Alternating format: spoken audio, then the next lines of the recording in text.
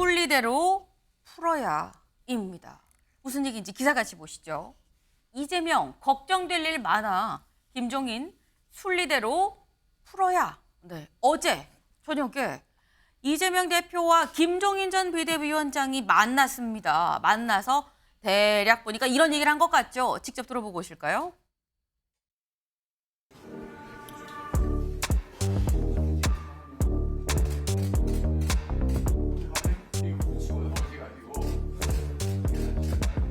왠지 저는 그때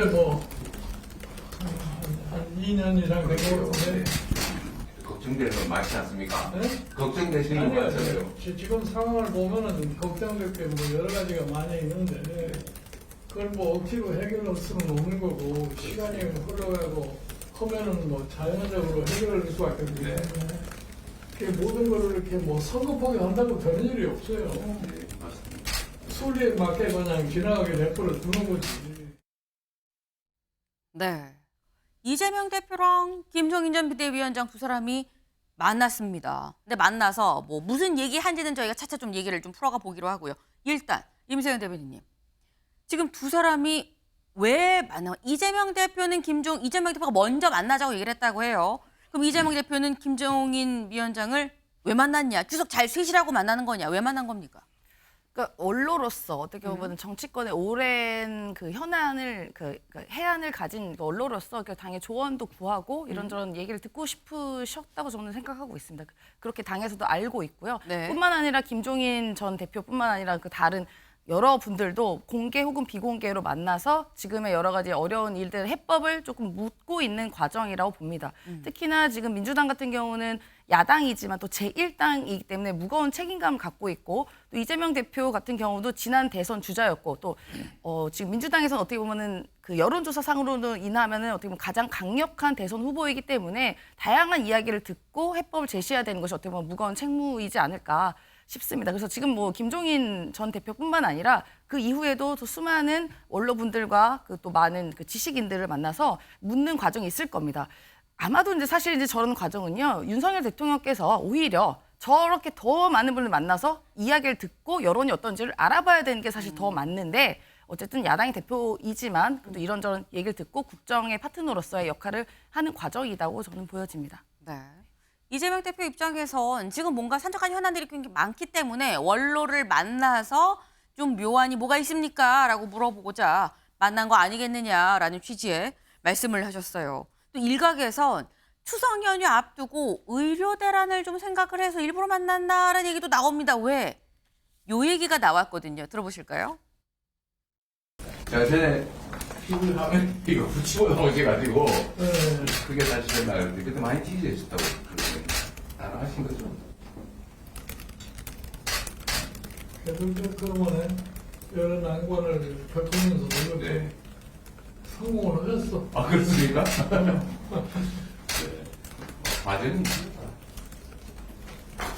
어떻게 건강관리 어떻게 하세요? 다른 루틴하게 건강관리 네. 하는 게 없어요. 그냥 가끔가다 걷기나 좀 하고 그러는 거지. 네. 김종인 전 비대위원장이 보이는 라디오라고 얘기를 하죠. 요즘 언론 인터뷰에 나와서 여기 이제 뭘 붙이고 나서 아니 왜 그러셨어요 했더니 아니 내가 여기가 좀 너무 찢어졌는데 이거 내가 22군데를 돌았어요. 전화를 했는데 다 안 된다 그래 이런 취지의 얘기를 했었어요. 그래서 그 얘기를 이재명 대표가 얘기를 하면서 지금은 괜찮으십니까?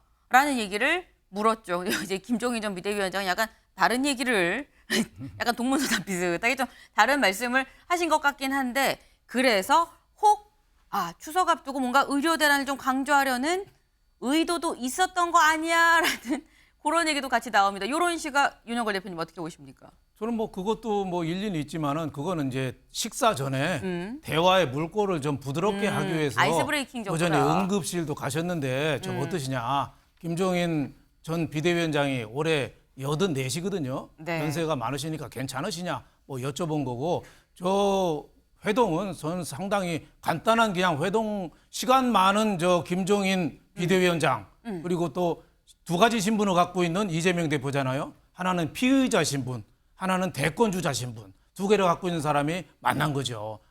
상당한 의미가 있다고 봐요. 어떤 네. 의미가? 이재명 대표가 2027년 3월에 대통령 선거가 있잖아요. 네. 2년 6개월 남았는데 벌써부터 뛰고 있어요. 예, 며칠 전에 모 신문에 섀도우 캐비넷 얘기하고 내각에 기용할 사람들을 벌써 인재해서 뽑으라고까지 얘기했어요. 네. 그 특정 신문 난 거 보니까 언론에 약간 플레이한 것 같은 냄새가 나요. 그건 왜 그렇겠어요?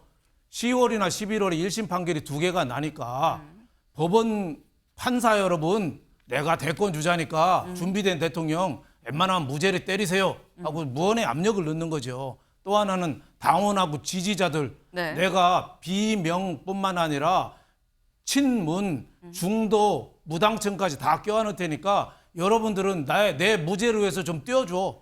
저는 2가지 신호가 있다고 봐요. 그래서 시간 많은 김종인 위원장 그리고 욕심 많은 이재명 대표가 저녁은 먹었지만은 저건 어떻게 보면은 대권을 가기 위한 시발점이고 사법 리스크를 피하기 위한 제스처다. 나는 준비된 대통령이니까 네. 함부로 건들지 마. 지난번에 유창원 판사가 구속영장 이재명 대표 기각할 때 그랬잖아요. 죄가 있는 거는 어느 정도 소명이 되지만은 그렇다고 해서 야당의 대표를 구속까지 하냐. 그러니까 판사한테 그런 말을 지금 기대하고 있는 거다. 저는 이렇게 보고 있습니다. 아, 지금 2가지 포석이다. 하나는 미리 대선 준비하는 차원이 있고 또 하나는 곧 있을 선거에 대비해서 법원에 무언에 압력을 주려는 거 아니겠느냐라는 얘기인 건데 사실 첫 번째 대선 주자로서의 어떤 움직임은 뭐 예측 가능한 부분인 건데 최창렬 교수님. 2번째 지금 윤 대표님이 말씀하신 2번째 앞으로 있을 선거에 대비하는 포석 차원이다? 그건 조금 논리적으로 정합성은 조금 떨어지는 것 같긴 한데 아마 그게 같이 포함되어 있긴 할 거예요. 그러니까 제가 요즘 이재명 대표의 이 행보를 보니까 네. 보폭이 대단히 넓어졌어요. 보폭도 넓어지고 여유도 보이고. 네. 아까 대담할 때 보니까 어느 제가 신문기사 보니까 김정희 위원장이 얼굴이 좋아지신 것 같다 뭐 이런 얘기를 했다고 그래요. 네. 그러니까 그만큼 제가 봐도 이제 어느 한때는 이 대표의 얼굴이 굉장히 이렇게 초조해 보일 때도 있었어요. 그건 보기 나름이지 주관적인 거긴 합니다만. 네. 요즘 볼 때는 제가 이렇게 객관적으로 봐도 얼굴에 여유도 보이고 아까 섀도우 캐비넷 얘기도 나왔습니다만 이제 거의 뭐 이제 이 야권 대선 주자는 이제 따놓은 거고 뭐 사실 1, 2위를 다툴 정도가 아니라 완전 1위잖아요. 여야 통틀어 대선 주자 여론조사가 말이죠. 그런 것들이 눈에 보여요. 야당은 완전 장악을 한 거고 네. 이제 비명 이런 게 의미가 없어요. 요새 뭐 삼김이라고 이제 김경수, 김부겸 전 총리 이런 얘기 나오는데 저는 그것도 큰 의미 없는 것 같아요. 그 전제는 그 대신에 사법적인 문제예요. 10월 달에 이제 선거 공판이 나올 텐데 네. 공직선거법 위반 사건과 위증교사 의혹 사건이 되는 게 나올 텐데 그 결과에 따라서 조금 변화 있을 거예요. 단지 유죄가 나오더라도 저는 이재명 대표 위상은 흔들리지 않을 거라고 봅니다. 그럼에도 불구하고 이제 여건이 상당히 공세로 나올 테니까 네. 그게 좋은 변수 될 거예요. 그래서 저는 그것도 큰 변수가 안 될 것 같고 아무튼간 이재명 대표는 지금 이상돈 뭐 전 의원도 만났다는 거 아닙니까? 네. 그러니까 중도 보수 막론하고 이제 이렇게 두루두루 만나면서 자신의 위상을 과시해 나가는 그런 하나의 과정 아니냐. 특히 추석 전이니까. 많은 사람들이 정치를 좀 할 거 아니겠어요. 추석 때 그런 말이 나올 때 이재명 대표가 거의 이제는 대권 주자야 뭐 이런 말이 나오는 거를 의식한 것도 아니겠느냐. 그런 생각이 들어요. 예. 네. 꼭 뭐 그 2가지가 확고한 이유다라고 볼 수는 없지만 다 뭐 겸사겸사 좀 이유가 되는 거 아니겠느냐라는 말씀을 하셨습니다. 다음 기사를 좀 볼까요? 네. 아까 말씀 중에 나왔죠. 이재명 대표가 김종인 위원장만 만난 게 아니다. 이상돈 전 비대위원에 이어서 이상돈 전 의원에 이어서 김종인과 연쇄 회동을 한 거다. 외연 넓히기에 좀 나섰다라는 게 제목으로 아예 이렇게 박아서 나왔습니다. 그런데 왜 보느냐? 그럼 구체적으로 왜? 단순히 어떤 이미지, 뭐 법원에 대한 압박, 대선 주자로서의 뭐 미리미리 인사하는 그런 거냐라는 건데 요 관련해서 김영진 의원은 이렇게 얘기를 했습니다. 들어보실까요? 뭐 조간에서 보니까 이재명 대표가 최근 비공개 회의에서 대선 이후 내각 구성할 인사폭 좀 넓게 섭외해달라 이렇게 말씀을 하셨다고 하더라고요. 뭐 이건 맞나요? 저 예비 그 섀도우 캐비넷이죠. 예. 그거는 제가 보기에는 잘 준비해 나가는 것이 필요할 것 같아요. 그런가요? 김종인 비대위원장은 이제 원로로서 네. 그동안 듣는다? 공연을 듣는 것이었고 이걸 네. 김종인 위원장께서 말씀하셨듯이 당신께서 직접 네. 현장에 나가진 않겠다라고 선언을 했기 때문에 그러시진 않으신 것 같아요. 적절하게 추천하거나 의사를 주거나 네. 컨셉을 주거나 네. 방향을 주는 그런 정말 어른으로서의 역할을 하시지 않을까 그렇게 봅니다. 네, 일단 김영진 의원 얘기는 뭔가 뭐 섀도우 캐비닛에 김종인 전 비대위원장이 들어간다기보다는 누구를 넣을지 인재를 추천하는 정도는 될 수 있을 것 같다라고 말씀을 하셨어요. 어쨌거나 이재명 대표가 그리고 있는 다음에 어떤 집권 시나리오에 뭔가 김종인 전 비대위원장도 도움을 주는 거다라는 걸 지금 전제로 아예 김영진 의원도 지금 얘기를 하고 있는 거죠. 그러면 신지호 의원님, 네. 국민의힘 입장에선 김종인 전 비대위원장, 이재명 대표 다음 집권 이렇게 도와도 되는 겁니까? 뭐 그건 아닌데요. 네. 지금 차기 대선이 언제죠? 2027년 3월입니다. 네. 지금이 2024년 9월입니다. 그렇죠. 뭐 섀도우 캐비나 이건 주로 이제 내각 책임제 국가에서 쓰는 방식인데 대통령 중심제에서는 잘 저런 걸 안 합니다. 근데 섀도우 캐비넷이네 뭐 또 김종인 전 위원장 만나고 하는 것이 대권 주자 행보인데 2년 6개월 전부터 무슨 예비 내각을 구성한다 이런 얘기는 들은 적이 없거든요. 그러면 이건 뭐냐면요. 다음 달에 이제 선고가 되지 않겠습니까? 2개 사건. 거기서 이제 대선 출마를 못하게 되는 피선거권 박탈형이 나온다, 1심에서 나온다 할지라도 나는 대선 가니까 괜히 내부에서 흔들려고 하지 마.